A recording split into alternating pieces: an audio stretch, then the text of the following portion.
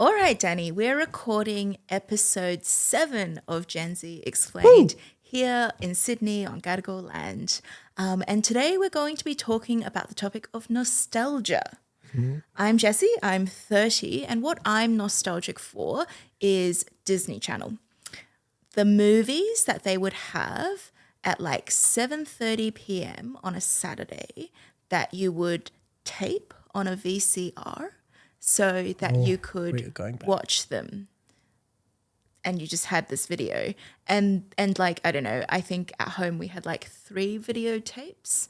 So you really had to choose if you wanted to record a new movie. You had to get rid of another one. Oh, okay. Yeah, nostalgic for that.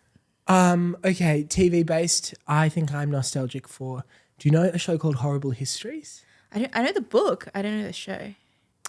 Was that based on a book? Yeah, it was a series of books. It's embarrassing when you don't know that. Yes, Horrible Histories. I think it was on the ABC. Okay. And it was a great introduction to history. Yeah. For that, I have nostalgia. This is Gen Z Explained, not Gen Z. Do you know what I mean? Did you know, Danny, what the etymology of the word nostalgia is? No, Jessy and I like to trade etymology. Yeah. What Try is to the figure it out language from which it comes? It's Latin. Do you want me to give it the 2 words it's broken into? Nostos and elgos. Nostos is in like ow? Like O-U-R, like no. ow? Yep, like it is, but no. Elgos, does that ring a bell a little? Give me the vibe of it more. Probably. Elgos. Our listeners are riveted. Okay, I'll just tell you. So nostos means home or homecoming, and elgos means pain. So it means a longing or a pain for a homecoming. Oh, that's lovely. Yeah. Wow. You at some points become disarmingly sincere. Seriously. Thank you. Like earlier when you were like, in the past episode when you were like, should kids all be invited to primary school parties? I was like, no way. And then while I was laughing, you were like, well, when I was ruthlessly bullied as a child. I didn't say that. I just said that I was a loner. Okay, nostalgia. We are talking about this today because it is something funny that I notice among my generation that we are nostalgic often for a past which we weren't a part of. There's this stat I came across a while ago that is more than half of Gen Z wish certain social media apps were never invented. And I think this speaks to this feeling of like, damn, we feel denied a certain authenticity to our lives. We look back at these things that are now popular in our sphere and think, wish that was what we grew up with. My sister loves Sex and the City. Yeah. I sort of do too. Yeah. Songs like Murder on the Dance Floor, Running Up That Hill are popular now. Yep. People use records and VRC or whatever you were saying, VCR and CDs, and some people listen to radio. Yeah, we're going back to the analog version of digital things, even though it's so much harder to make function. Yeah.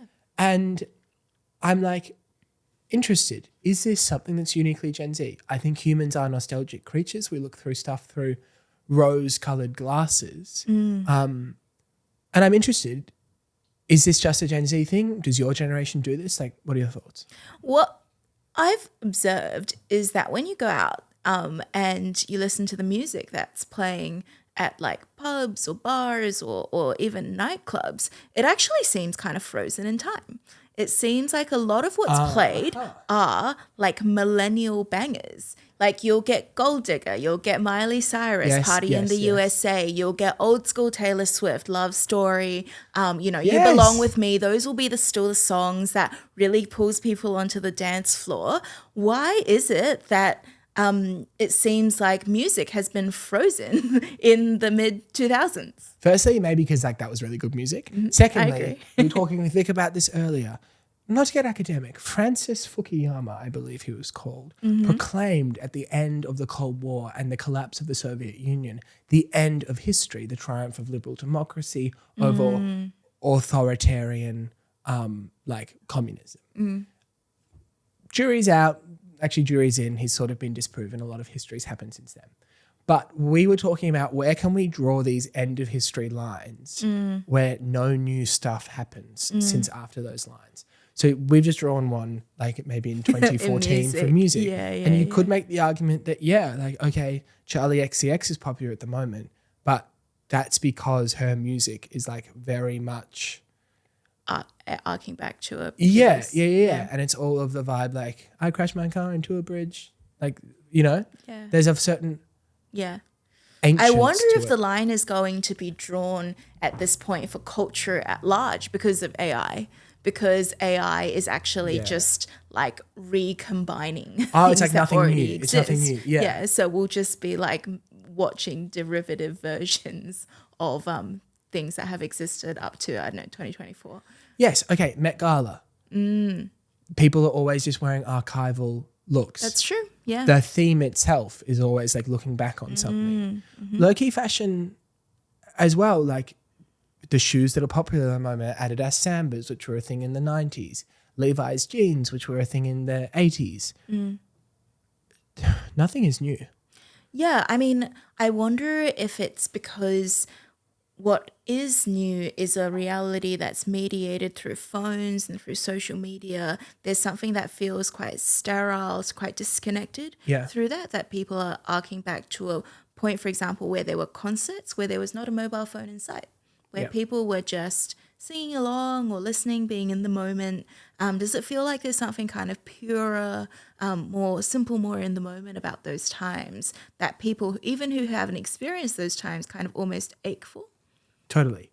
I mean, it doesn't take an observant person to notice that, it would have been nicer to be living in 2010 when the president was like, no matter your politics, a lovely, decent person. When climate change, was that a thing then? Did you know about that? Yeah, Al Gore, Inconvenient Truth, 2000. He was kind of hot. He's been on my TikTok lately. Did you know about him? I knew about He Al Gore. nearly won. My the generation presidency. is like the generation of Al Gore. Oh, sorry. It was like riveting. Also, I recently learned about a woman called Monica Lewinsky. Did you watch her on Call Her Daddy? Yeah. Was that how you learned about her? It came on my TikTok, yeah. She's really cool, yeah. And it was like crazy to find these things out real time. It's like when you find out someone you really like. Like I discovered the Pope after he died. Annoying. He was the best. I've been getting lots of Pope edits on my TikTok. Yeah, no, Pope Francis. Have you heard of the Filipino Pope that they could pick? When this is out, we will know the Pope. Did you watch Conclave? I Ray Fiennes read movie? Conclave. Oh, you've Horrible read Histories. it. Okay, you like got me 4 there. years ago, and I've Ray seen it Fiennes twice. for Pope. Stanley Tucci. I love the Tucci. Okay, well, we should watch Conclave. Yeah. Actually, no, the Italian guy. He was cool. The one who got it in the movie. Spoilers. Conclave spoilers. No, that's not Disclaimer. true. The conservative guy. Oh, right. Yeah, sorry. Yeah. Sorry. Sidetrack. We were talking about nostalgia. I think the Catholic Church is predicated upon nostalgia. Say more. I said that without thinking. I was like, I knew it. He's got nothing. He's full of shit. Why would you say more then? Surely like distract. To trap Be like, you. look over there. How do you think? You mentioned that your sister was a big fan of Sex and the City. And, I've been watching it recently as well. And there's something that feels kind of like quite different about the way that they would meet men. Like they would meet them at art galleries. Yes. They would get introduced by friends. They would meet them at bars. Yeah. They'd I think they'd men would meet go up them to when them, the or the man other way. chased after them because they dropped their umbrella or something like that. Harry And I bumped guess, into Big and dropped her purse, and exactly. like condoms came Yeah, out. And then that's like, he right. Yeah. And I guess people are like, well, that's not how you meet people anymore. It's all mediated by apps. When you rock up to these dates, it's kind of perfunctory because, it's like you kind of know why you're there and you don't even know if you're attracted to each other. Is there a kind of aching for that more organic way in which people perhaps met before technology? I think so. And I think it's exacerbated by the fact that we actually don't really know what that was like. So we don't know the negative part. So we view this past through rose-tinted glasses. Moreover, we associate it with the trappings of these shows. Carrie Bradshaw lived in a pretty lovely apartment and her job was to write a column a week. Yeah. Well, that was always super unrealistic. Like she was okay. terrible with money. Like This is like Friends. Friends, their apartment would be like millions upon millions of dollars. Gossip Girl, the loft, like the Humphreys are meant to be poor. True. They live in this gorgeous loft. Yeah. So I think it's romanticized for that reason as well. So I wanted to show you something. Yeah. Barcelona recently had like a power outage. Okay. I don't know why it happened. I don't know if they got to the bottom of that. They should look into that. But the city went dark for a long time. Right. And there were all these TikToks about it because people started doing whatever people did before phones. Like you would be well placed to know this. Yeah. They playing cards in the street. Yeah. Talking to one another. Yeah. Stuff like that. Yeah. And like here's a TikTok with 1.6 million likes, 8.8 million views. And it made me really sad and nostalgic. Oh, that's cute. Yeah. Yeah. Isn't that nice? Yeah. I think like the fact that everyone has phones in their pockets that connects them to, you know, the news, to any conversation they want to have with anyone, to TikTok, it does mean that people aren't present in public spaces, like on a train. People aren't talking to each other, making small talk with the person next to them, talking about the weather. Everyone's glued to their phones, standing in line for a queue. You know, everyone's like at Starbucks, right? It's just like people on their phones, on their laptops. It's these public spaces which used to be, you know, literal town halls where you might kind of discuss the affairs of the day. I'm not saying I lived in this era, but it's like I think there was once a conception of a politic or like a public square where you interacted with people and were in community. That kind of doesn't exist in the same way because everyone's got this thing that's easier to turn to than talking to the person next to them. Jonathan Haidt writes about Gen Z and says that we are a test subject generation because we've been raised in a completely different type of world, devoid of community. Humans used to be raised in communities. In that book by Yuval Noah Harari, Sapiens, he talks about how the maximum number of people that a human can really know is like 150. That's the amount of people we had. Yeah, in communities. Yeah. Whereas now it's like 150 followers is not that many. No. Right? It's almost like, what are you doing if you don't have that many? Which is really sad. We have a twisted idea of quantifying healthiness and social success. It put this all into a poignant perspective. I was driving with my grandma and we went past a bus stop or a tram stop with school kids and they were all on their phones. And usually when you see that, people are like, get off your phones. But she was sad. She was like, those poor kids.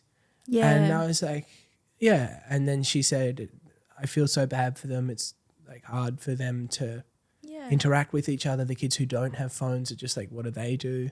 Yeah. And I remember when I used to catch the bus, I had like bus friends because there was like, you know, somebody who you lived on the same bus route with you. Yeah. And maybe they weren't really in your classes or they weren't even in the same year, but because you caught the bus together, you like had to talk because there's nothing else to do on the bus. So you were bus friends. I got on a Virgin Airways flight the other day. Yeah. And on the thing for connecting to the Wi-Fi, it says connect here so you don't have to talk to the stranger next to you. And I see what they were going for. Oh, it's like sad. Yeah. Yeah. But it's like, wow. Okay. Yeah. Is not social interaction the cornerstone of humanity? Yeah. Do you talk to people on the planes? Yeah, sometimes. Okay.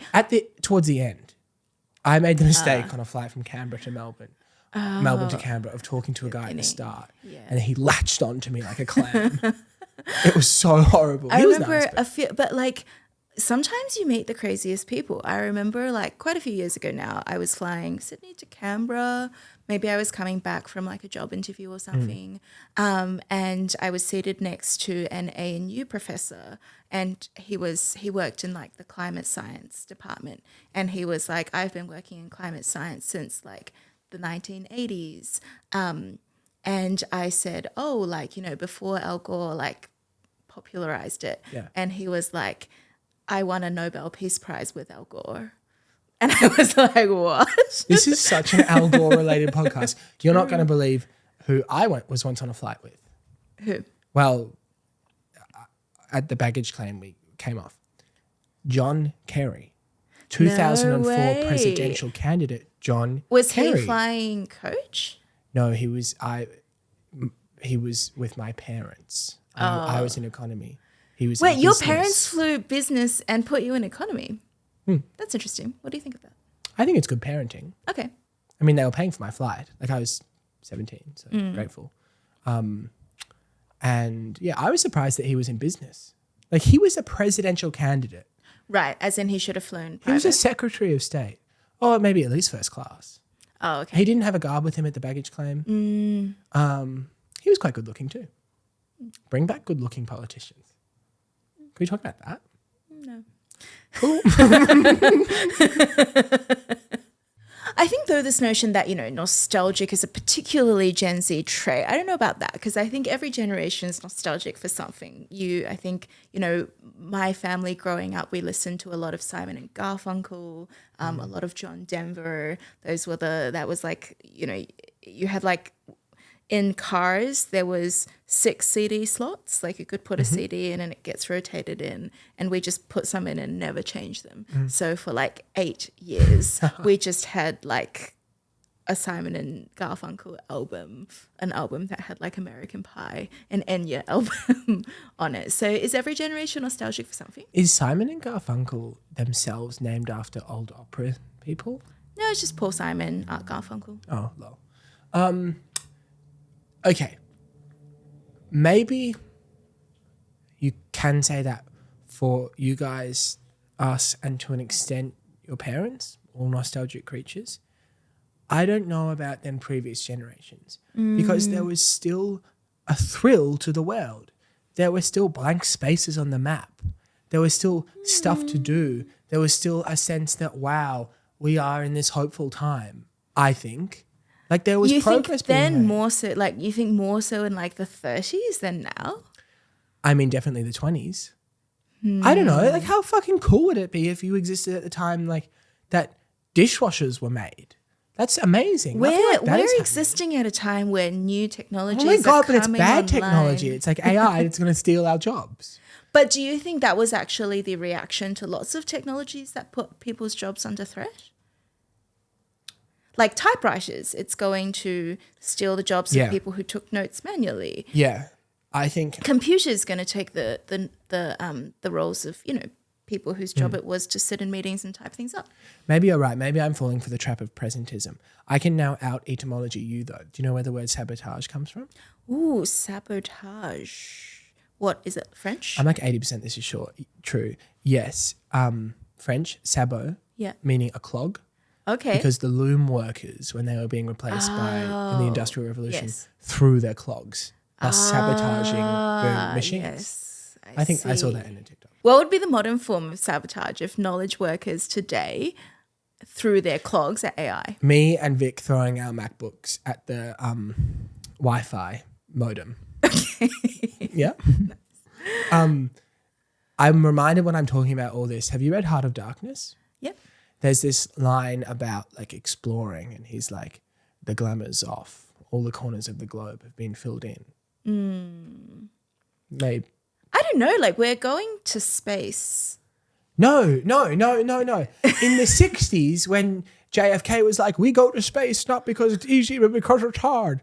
That was exciting. Right. Now the way we go to space is Jeff fucking Bezos's wife goes to space for 11 minutes and it's just like dystopian. No, Jessy, I advanced my thesis. We're not hopeful. This is interesting, right? Because you're kind of saying the space race in the 1960s, Neil Armstrong, that was a sense that, we were kind of racing and the world was progressing and we were breaching these boundaries by putting a man on Mars. Yeah. And you're saying Moon.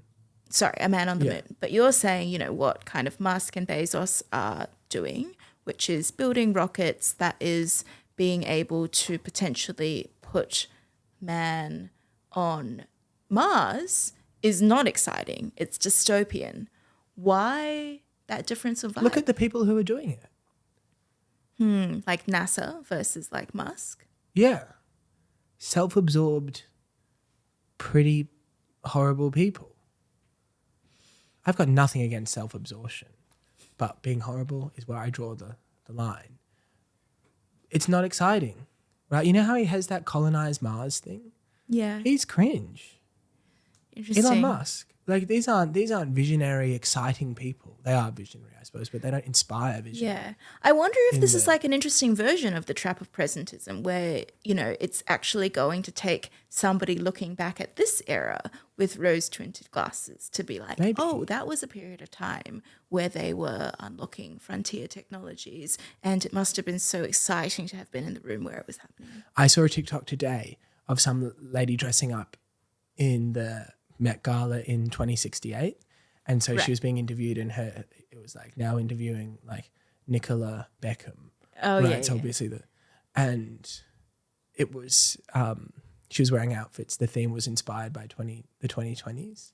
And she was wearing like a dress with COVID masks on it. And then the next one was the male and female symbols. And she's like, yeah, apparently humans used to divide themselves up because of their genitals and like they go to different bathrooms because of it and stuff like that. And it made me think about all the things that we think of now that could change. That's not relevant, is it? Yeah. No, it's okay. Do you think people will be nostalgic for COVID? Look, if you were lucky during it, like if your family was safe, if you had a happy home to be in, probably. I was lucky for it and it was pretty nice sometimes in winter, like when it was raining and, you know, you didn't have to do a whole lot. I wonder if there's also this aspect where, like, you know, your brain remembers the positive memories. You kind of forget a lot of negative stuff as soon as it happens because that's how your body kind of protects itself. So I wonder if you're always going to look at the past that you lived through with this sense of rose-tinted glasses because you've actually got quite selective memory of what happened. My friend, like her thing is she wishes she lived in 1500s Venice. I'm like, if you got a toothache, you'd die. Yeah, it's crazy because I think every person in, let's say, Australia, or like say 98% of people in Australia probably live like a materially more comfortable life than the richest man on earth in the Middle Ages. Yeah. Let's be grateful.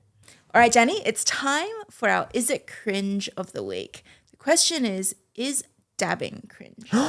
No way. Dabbing's great. Okay, for our audiences who don't know, what is dabbing? Dabbing is when you like do this, but you could mix it up, like vertical dab. Oh yeah.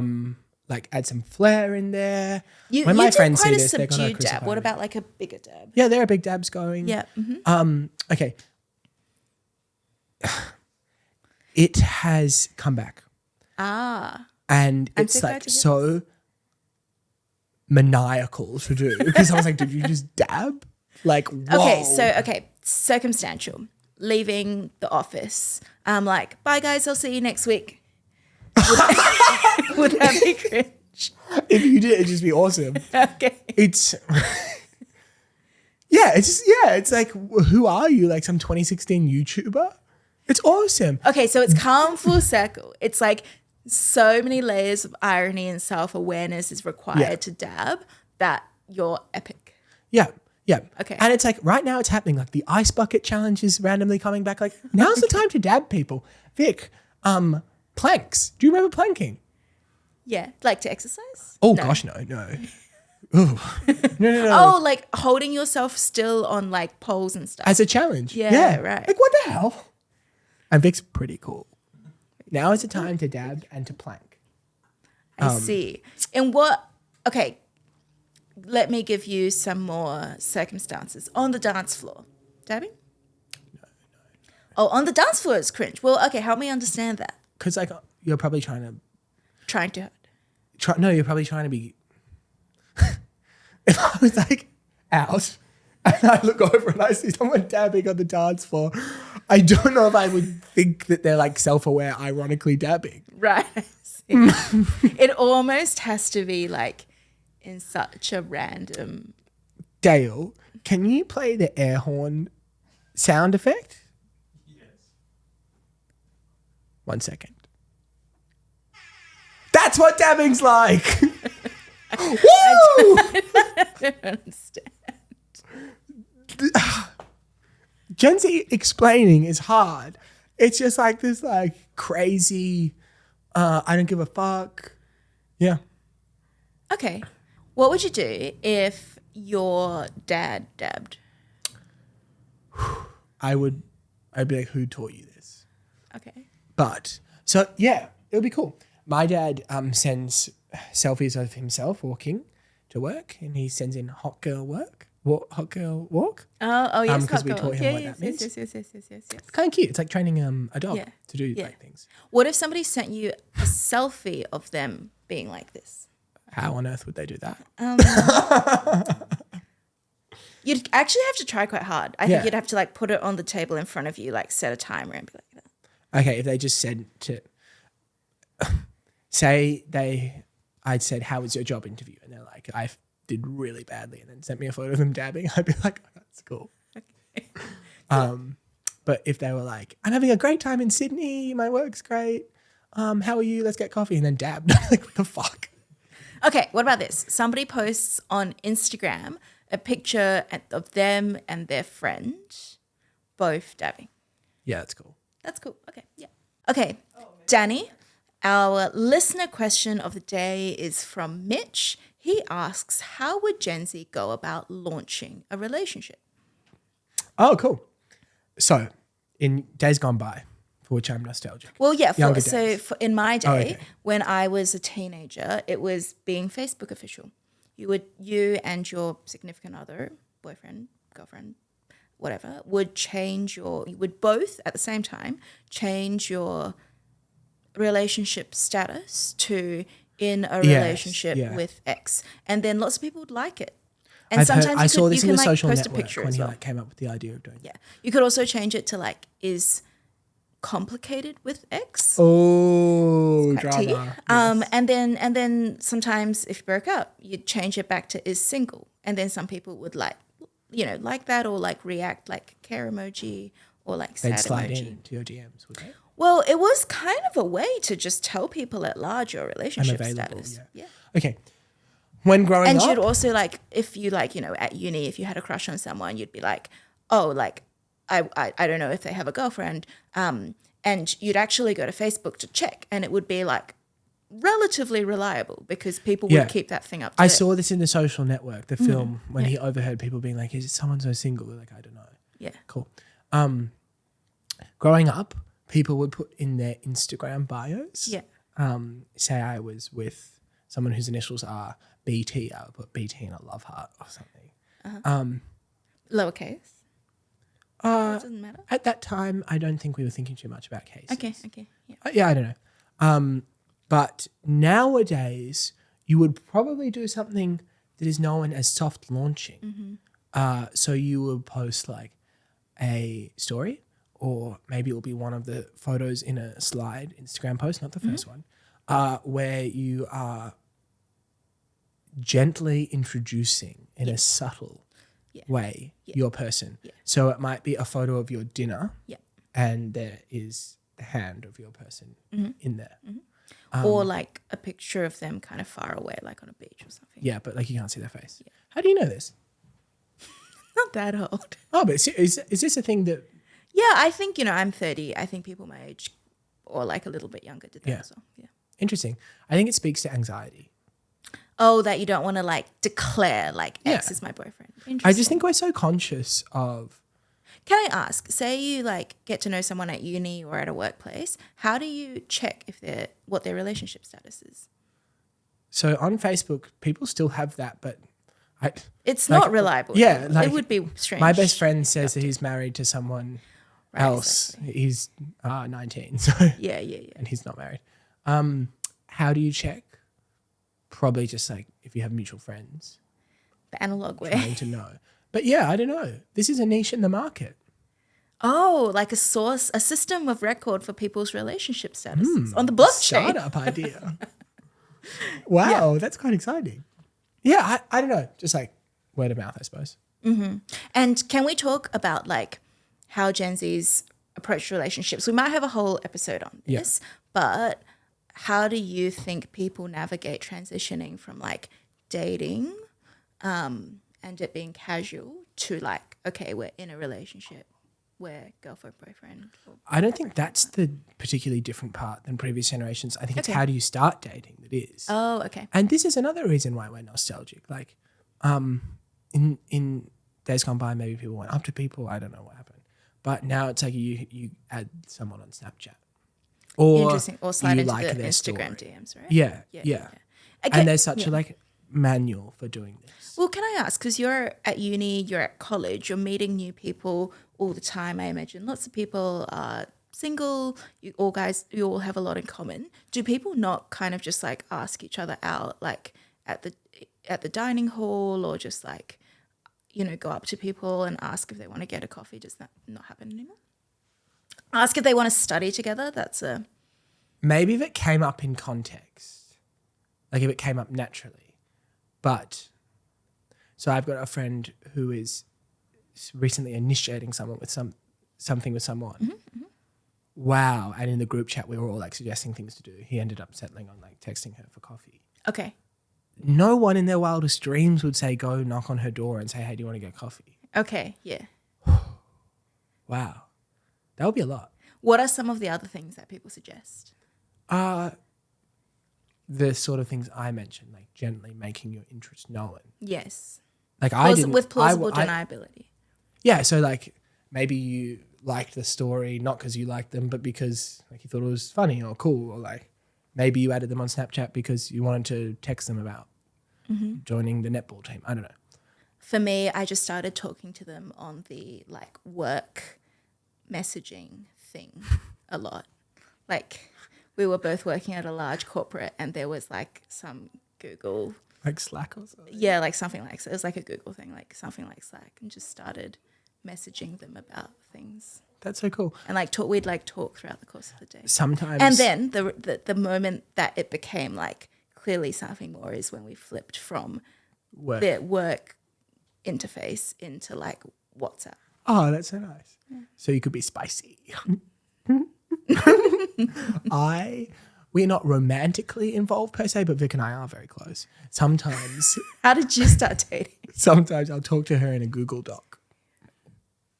A Google Doc is like a shared document, and we'll be like typing like work, and then I'll type all caps, hey Vicky, like, and she'll be like, what are you doing in my doc? Like, ah. And I could imagine that working on someone I was trying to seduce. Oh, okay. You're just like in a Google Doc together and you comment and you're like, nice phrasing. No? Sorry. That's what I would do. Maybe if you were like a librarian or something. Freaking nerd. Jesus Christ. Miracle this was. I must say, I don't know if the Google Doc thing's very Gen Z, but I find it thrilling. Can I say? Corporate romances. Someone should write a novel about that. Jessy wrote a novel about that while I was on TikTok. Okay, that takes us to the end of episode 7 on Gen Z and nostalgia. If you enjoyed this episode, we would love for you to comment, share with your friends, and subscribe to our feed. Can you Should we dab? like and comment below? Oh, Dale, like and comment, yeah. All right. Digital trace forever. Yeah. We're never gonna undo that. Yeah.